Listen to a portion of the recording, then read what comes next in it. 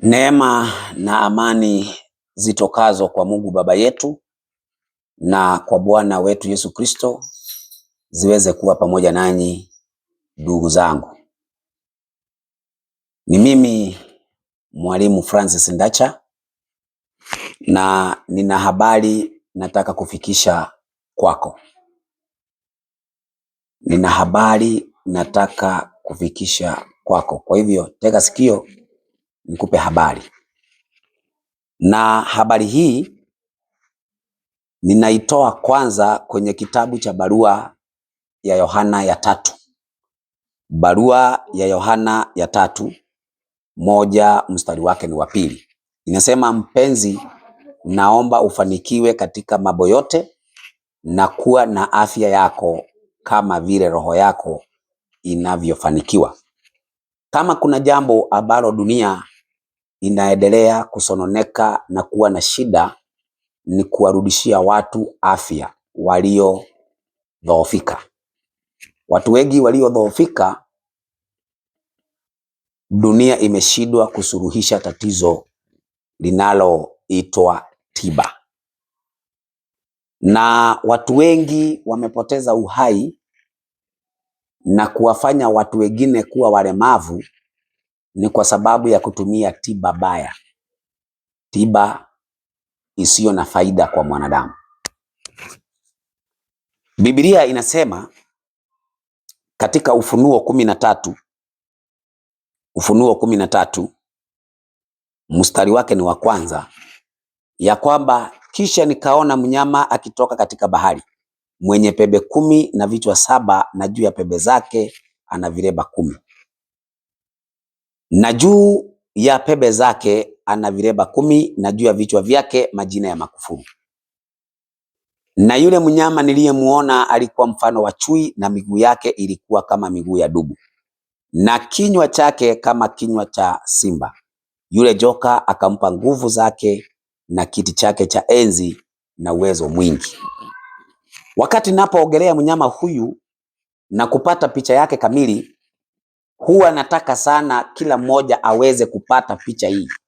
Na hili halihusiani na dini na halihusiani na dhehebu, kwa sababu watu wanaougua, watu wanaoteseka, watu ambao wana wapendwa wao wana maumivu, haijalishi ni Muislamu, haijalishi ni Mkristo, ni Buddha au ni Krishna au ni kafiri, bora ni mwanadamu, anahitajika awe na afya nzuri. Na kama wewe una familia, uweze kutumikia familia yako. Kuna watu ambao wanaingia kaburini hawajamtumikia hata mzazi, kado na kwenda kumtumikia Mungu, hata mzazi mwenyewe hawajamtumikia. Na kwa sababu kuna wahubiri wa uongo wameinuka katika siku za mwisho, wanawadanganya watu ya kwamba huyo mtu amechukuliwa na Mungu. Kwa hivyo leo mahubiri yanahubiriwa kana kwamba Mungu ni muuaji. Lakini nataka niwaambie, wauaji wakubwa ni kila mmoja anayeishi maisha yenye kumletea maradhi, yenye kumletea magonjwa. Leo tuko na magonjwa ya zinaa. Hivi nataka nikuambie, mtu yoyote ambaye amepata ugonjwa wa zinaa atatuambia amerogwa? Atatuambia amerogwa mtu ambaye aliyepata ugonjwa wa zinaa? Mtu ameenda akaokota ukimwi wakati anapofanya zinaa, atasema ya kwamba amerogwa? La hasha. La hasha. Huo ni ugonjwa unaotokana na zinaa. Lakini sio kila mmoja anayepata ukimwi ambaye alikuwa anafanya zinaa. Kuna wengine ambao wameletewa na wapendwa wao, na wengine pengine wakakutana na damu ambazo ziko na virusi. Lakini pia kado na magonjwa ya zinaa, kuna magonjwa kama vile kansa, kuna magonjwa kama vile pressure, kuna magonjwa kama vile H. pylori, kuna magonjwa kama vile magonjwa ya vidonda vya tumbo, na pia kuna magonjwa kama vile magonjwa ya hemorrhoid. kuna magonjwa kama vile magonjwa ya viungo vya mwili. Nataka nikueleze kitu kimoja na ninaomba unisikilize. Waafrika ama wanadamu duniani wamechukuliwa akili zao na wazungu, na wazungu hawa wanafanya kazi wakiwa wameandikwa kazi na mnyama yule tumemsoma kwenye Biblia. Kwa hivyo mnyama huyu, kwa sababu anamtumikia shetani duniani, mnyama anawakilisha ufalme. Mnyama anawakilisha ufalme. Kwa hivyo ufalme unaotawala dunia kwa sasa ni ufalme ambao shetani anauongoza. Sitamtaja mtu, lakini nataka nikuambie kwa mujibu wa Biblia, ufalme unaotawala dunia sasa shetani anautumikia. Kwa hivyo tunapotegemea dunia itupe amani, tunapotegemea dunia itupe tiba ya kweli, baadaye tunajipata hatujapona. Niko na andiko hapa katika kitabu cha Yeremia, kitabu cha Yeremia 46 mstari wa 11, ambaye nataka tusome. Inasema hivi, 46 mstari wa 11, kitabu cha Yeremia: pada uende Gileadi ukatoae zeri, binti bikira wa Misri. Unatumia dawa nyingi bure tu, hupati kupona kamwe. Kuna watu ambao wakitembea wana madawa mfukoni, wanameza madawa one times milele. One times milele. One times milele ni kuwa unameza dawa mpaka siku ya kufa. Sasa ina maana ya kwamba dawa hiyo haijakupa kupona, haijakufanya upone. Zaidi ya yote, kuna watu wanatumia maelfu, mamilioni ya pesa wakiwatafutia wapendwa wao dawa zenye wanameza lakini hawajapona. Unaona hiyo? Kuna watu ambao leo wanateseka na magonjwa ambayo hawajaweza kupata tabibu au hawajaweza kupata tiba ya kweli. Na kwa sababu watu wameaminishwa, mpaka mtu aongee kizungu, mpaka mtu awe na PhD, mpaka mtu awe na masomo ya hali ya juu, wameaminishwa watu ya kwamba hao watu ndio wanayeweza kutoa tiba ya kweli. Nina changamoto, ninatoa challenge katika hiyo. Mimi ninapokuwa nikiwa mdogo, tulikuwa na watu ambao tulikuwa tunawaita waagui, ama tulikuwa tunawaita mababu na manyanya zetu. Walikuwa na tiba ya kweli. Kuna mama mzee na babu yangu mimi mwenyewe, wakati anapokufa na miaka yake aliyokufa katika uzee, alikuwa na meno yake yote, hakuwa ameng'oka meno hata moja. Na walikuwa wanatutibu kama ungeumwa na jino, walikuwa wanaenda kwa shamba, wanakuja na pengine tawi fulani, alafu wanakoroga, wanatutibu. Unapata ya kwamba wanatibu jino haliwezi kuuma tena, wanatibu linapona. Lakini leo wewe, sitaki kudhoofisha masomo ya mtu, lakini kuna mwingine atakwambia ng'oa jino, kama vile ambavyo nilipokuja na kuumwa na jino baadaye na kwenda sehemu, ndio nikapata ya kwamba nimeambiwa hii jino lazima ing'olewe. Lakini kule nyumbani tulikuwa tunatibiwa na hao mababu zetu, lakini walifariki dunia, hawako tena. Hivi walikuwa wamesoma PhD ngapi? Hivi walikuwa na elimu ngapi? Lakini walikuwa na elimu ya kweli ya tiba.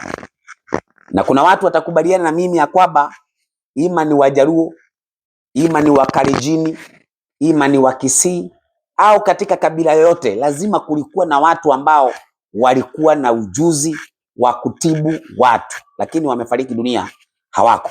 Sasa tuko na kizazi kingine, sasa tuko na kizazi kingine leo ambacho ni kizazi kimeiga watu wa Bali. Wanavaa kama watu wa Bali, wanakula kama watu wa Bali. Yaani watu wameiga vitu vya zamani, vitu vya kigeni, nguo za kigeni, madawa ya kigeni, mimi za kigeni, mambo ya kigeni. Haya mambo ya kigeni baadaye hayana suluhisho. Unaona mtu anatumia dawa za kumeza za ugonjwa wa pressure, baadaye unasikia ya kwamba ini limeharibika. Anatumia dawa ya pressure, unasikia figo imeharibika, ini limeharibika. Kwa sababu dawa zinazotumika leo, kuna madawa mengi ambaye yanatumika ya kemikali. Wanatengeneza kemikali, wanatengeneza dawa yenye unameza. Lakini utapata ya kwamba vile ambavyo unavyomeza dawa inaendelea kuharibu zaidi. Kwa hivyo kuna madawa ambaye Mungu angetaka watu waweze kujua elimu yake, na madawa haya yanapatikana Gilead. Gilead kwa leo ni sehemu ambayo ina vitu vya kawaida tu ambavyo vinalimwa shambani, vitu ambavyo vinatumika mahubiri ya Mungu. Na ndio maana tumefungua sehemu inaitwa Sanitarium. Sanitarium, hatuwezi kuwa na mahali pa kuweka maiti. Unajua leo unaweza ukaweka hospitali alafu ukaweka mochari. Ina maana ya kwamba wewe unaamini ya kwamba watu nao watibu watakufa, lakini tunaamini ya kwamba watu watapona. Kwa hivyo sisi hatutakuwa na mochari, tutakuwa na sanitarium yenye inakaa kama nyumba, kama sehemu tunakaa, lakini hakuna barua yoyote ya serikali inayohitajika tuwe nayo ambaye hatutakuwa naye. Kwa hivyo hatutafanya kitu ambaye ni cha siri. Tutakuwa na barua zote, lakini dawa tutakazozitumia, kitu ya kwanza tutatumia chakula kama dawa. Maana wale watu ambao wamekosa kula chakula kama dawa, sasa wanakula dawa kama chakula. Wanakula dawa kama chakula, maana walikosa kula chakula kama dawa. Watu ambaye wako Ulaya, watu ambaye wako Uarabuni, watu ambaye wako sehemu yoyote ya dunia, wanahangaika juu ya maradhi, wanahangaika juu ya magonjwa. Lakini nataka niwaambie kuna suluhisho ya kupata tiba ya kweli. Na kama ningekuwa mimi ni kama wale wachungaji wanaotafuta utukufu kwao, leo ningekusomea message nyingi, leo ningekutolea sauti nyingi, alafu tukazikiza kama ushuhuda ya watu ambao wamepona kwenye tiba ya kawaida. Tiba ya kawaida, hizi vitu unavyoona hapa, nitakuelezea kuhusu tiba hizi. Hapa hakuna tiba yenye iko na kemikali. Hakuna tiba yoyote iko na kemikali hapa. Lakini hapa kuna tiba ya kweli.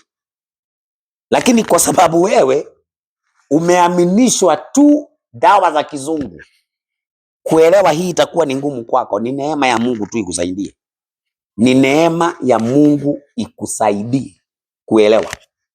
Lakini nakuombea Mungu, nitakapokuwa naeleza, Mungu akusaidie uelewe. Na mimi kama kuna kitu ambacho ningependa, kwa sababu hizi sio vitu vinatoka Ulaya, ni vitu vinatengenezwa, zingine hapa Kenya na zingine hapa Tanzania. Zinatengenezwa hapa. Si ati ni vitu zinatengenezewa Bali. Ni vitu vinatengenezewa hapa, na ni vitu ambavyo tunakaa navyo. Kama ingewezekana, na ninataka niweze kupanga mpango huo, tuweze kuwapata walio na elimu hii, alafu wawe wanatufanyia semina kila wakati, ili wewe ukiwa ndani ya nyumba yako Ukiwa katika sehemu unayoishi, unaweza ukaishi na ukajitengenezea madawa kwa ajili ya magonjwa yanayokusumbua. Tuelewane hivyo. Lakini si wote hata wanaweza kukubali. Wengine hata nikiweka somo, unajua nina posti katika Facebook yangu ya kwamba ugonjwa ni huu na unatibika. Ugonjwa ni huu na unatibika. Wengine wanamalizia kuniita wewe ni mganga, umekuwa mganga. Sasa wakidhani wananitusi, nawaambia ni kweli, mganga ni mtu mwenye anaweza kukutibu ukapona. Kwa hivyo kama mimi ni mganga ni sawa, hilo jina umetumia ni halali kwangu. Maana ninafurahi ukiniambia wewe una ugonjwa wa H. pylori, ninakupa dawa unapona. Ninakupa dawa unapona, lakini dawa yenye nakupa haina kemikali, haiwezi kukuharibu wakati unapoitumia. Maana kuna watu wengi wanatumia dawa zinawaharibu badala ziwaponye. Sasa hapa katika Yeremia 8 mstari wa 20, naomba niweze kusoma alafu nikuelezee kuhusu dawa hizi. 8 mstari wa 22. Katika Yeremia 8 mstari wa 22 nasema, je, hapana zeri katika Gileadi? Hapana zeri katika Gileadi? Huko hakuna tabibu? Mbona basi haijarejea afya ya binti ya watu wangu? Kwa hivyo kuna kitu ambacho Mungu anataka afya kurejea. Wewe ni mgonjwa uko na pressure, utarejea. Wewe ni mgonjwa uko na TB, itarejea. Wewe ni mgonjwa uko na magonjwa ya mifupa, itarejea. Kwa sababu Mungu amesema tukienda Gileadi na tutafute zeri, tutapona. Tutapona. Wewe uko mgonjwa wapi? Ni ugonjwa gani unakusumbua? Saa hii tunatafuta pesa ya kupeleka mahubiri Kisumu, kupeleka mahubiri Namanga, kupeleka mengine Silali.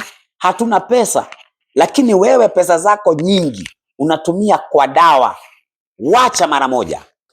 Wacha mara moja. Na ninataka unijaribu. Unajua kuna watu ni wabishi tu. Nijaribu. Kama wewe ni mgonjwa, wewe nijaribu. Ndio usikie kama naongea porojo ama ninaongea vitu vinavyomaanisha. Nijaribu. Usikuwe mtu wa kupinga tu. Usipinge. Wewe jaribu. Kama ni mgonjwa leta. Kama una mgonjwa leta. Kama una mgonjwa niambie, nikutumie dosi yake. Uniambie kama wewe hatarudiwa na afya yake.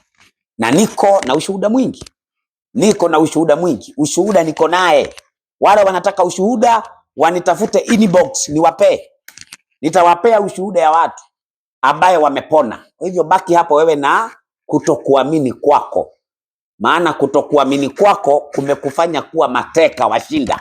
Shida uko nazo wewe ni kwa sababu ya kutokuamini kwako. Hata saa hii ninapochukua muda huu nikueleze bado wewe uamini. Unaona? Lakini kama wewe utanisikiliza kwa makini, nataka nikuambie kuna tatizo uko nayo na utatoka kwenye hiyo tatizo milele. Ngoja nianze kukuelezea. Hii inaitwa Bodyguard hii. Hii Bodyguard pale Nairobi CBD karibu na msikiti wa Jamia. Kuna mtu wako hapo alinisikilizaga zamani nikiongea, akawa na shida ya maumivu ya mgongo. Ametumia hizi mbili tu na hiyo shida imekuwa shida yake kubwa sana. Sasa hivi ako huru. Anaweza akafanya kazi yake, anaweza akaendelea na mambo zake, na alitumia dawa hizi mbili. Hii Bodyguard. Moja ni shilingi 1000 hii. Moja ni shilingi 1000. Alitumia ya kwanza, akatumia ya pili na akatoa ushuhuda. Akamtuma mama fulani na yeye akamwambia eda mimi nilipona. Hiyo nimekuwekea hapo. Nimekuambia ina ushuhuda wake na nimekuambia mahali huyo mtu wako, igawa sijasema ni nani. Sasa kutoka hapo ni kwa akina mama. Akina mama Kuna akina mama wanachukua nywele za kununua kwa duka, wanaenda wananunua nywele ya duka, wanakuja wanaongeza kwenye nywele zao, kitu ambacho Mungu amekataa. Ukiwauliza wanasema nywele yetu haikui kubwa, na kama sitashuka inakatika.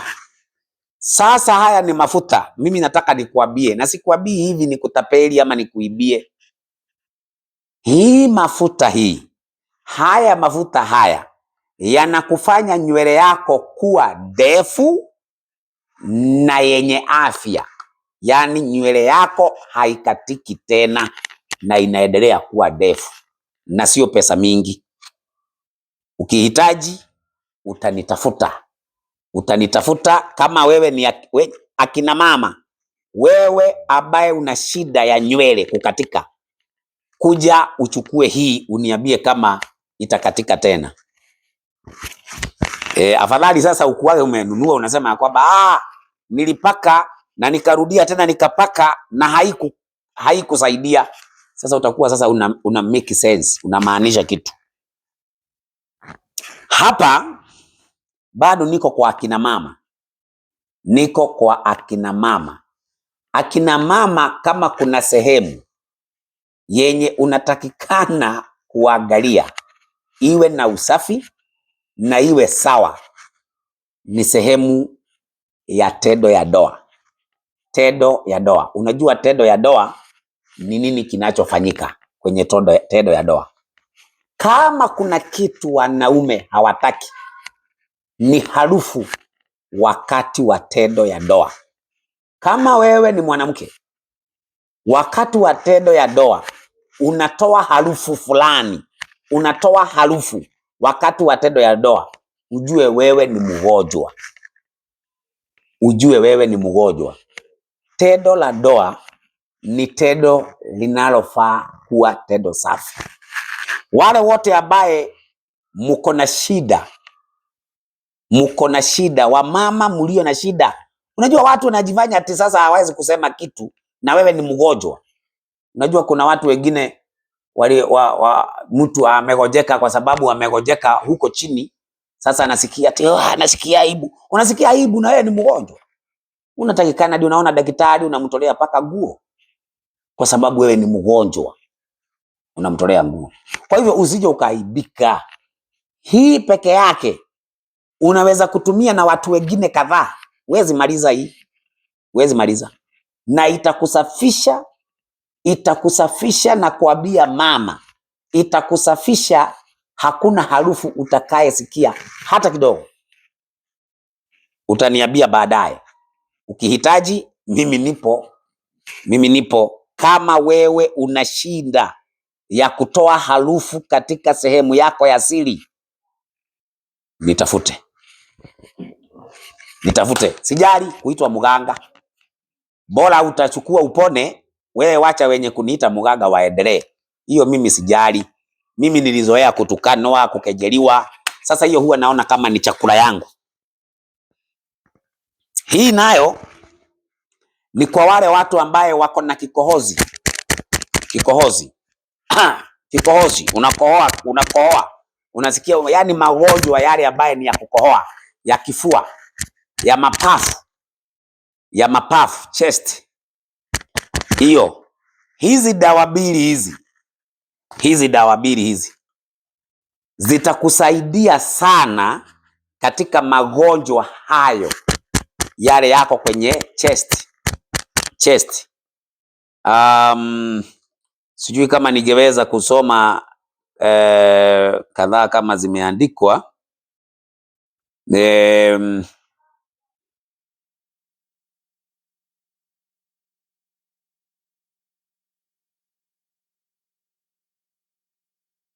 Bronchitis, inaitwa smoker chest. Wale watu ambao wametumia sigara sana, na wale watu wako na asthma. Kama wewe uko na asthma, nitafute watu wa asthma. Nitafute watu ambao mko na asthma, mko na mashida ya kifua. Jo, Jo, wachana na wale watu ambao ni wa kuogea tu vitu baya. Unajua watu sasa, watu kwa kuogea baya wewe hawakubali watu wengi. Lakini nataka nikuambie hizi dawa hazina kemikali hata moja, hazina kemikali. Zimetengenezwa na mambo ya kawaida tu na zitakusaidia utapona. Wale wako na asma ndio hiyo. Kuna wale ambaye wako na kitu naitwa UTI. UTI. Hii ni dosi ya UTI. Wale ambaye mko na UTI, usiende mahali pengine, kuja tafuta hizi dawa za UTI na utaweza kupona. Dawa za UTI utaweza kupona. Hiyo ni dosi yake, UTI. Dosi ya UTI. Tukija hapa, tunakuja katika dosi ya ugonjwa ambao unaitwa H. pylori. H. pylori na ulcers. H. pylori.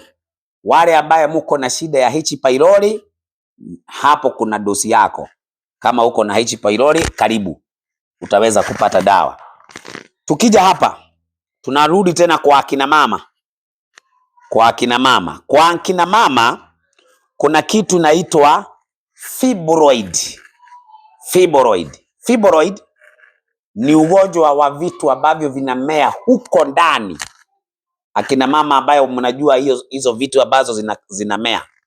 Watu wengine wanamalizia kwenda kuchinjwa. Watu wengi wanamalizia kwenda kukatwa huko ndani.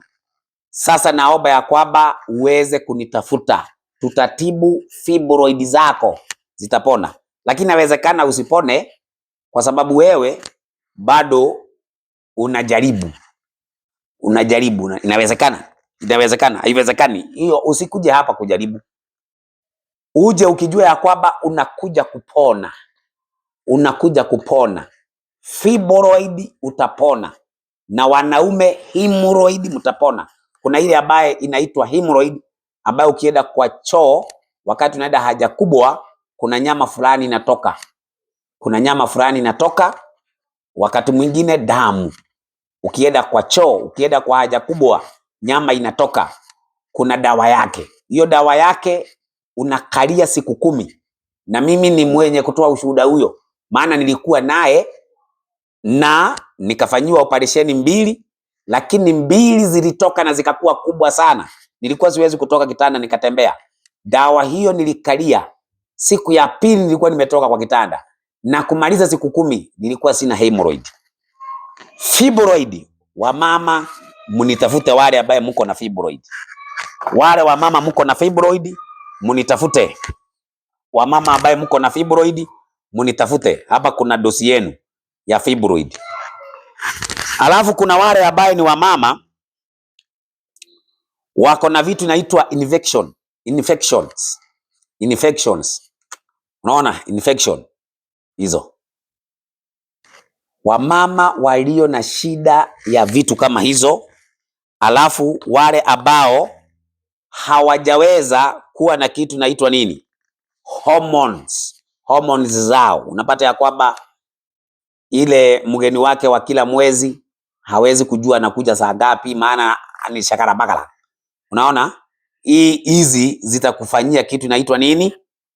Zitakubalanzia hormones zako. Na kama una vidudu, una vitu ambavyo vinasababisha, hii itakuoshea kabisa.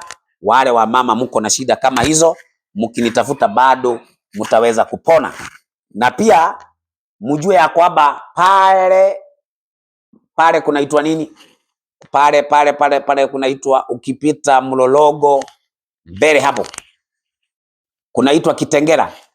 Hapo Kitengela tunaanza rasmi kuwa na sehemu ya Centarium. Wale watakuwa wanatutembelea pale, mtakuwa mnatutembelea hapo. Tutaweka madaktari wenye wamegombea kwenye hizi vitu. Mtakuwa mnawapata hapo. Sio mimi, tutawaweka wale ambao wamegombea, ambao wamenielezea na mimi nimekuja kuwaeleza. Tunaelewana? Tunaelewana? Wale ambao mko na shida ya mifupa. Wale ambao mko na shida ya mifupa, majoints, mgongo inauma. Migongo inauma, joints ziko na shida. Dawa zenu ziko hapa. zitaweza kuwarudishia afya yenu, zitaweza kuwarudishia afya yenu.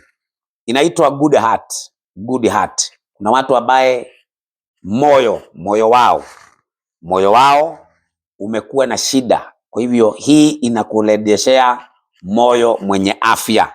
Wale ambaye mko na pressure, bado hapa kuna dawa ya pressure ambaye itaweza kuwasaidia, na wale ambao mumezoea kupiga mswaki na dawa zingine, dawa ya kupiga mswaki meno zako iko hapa.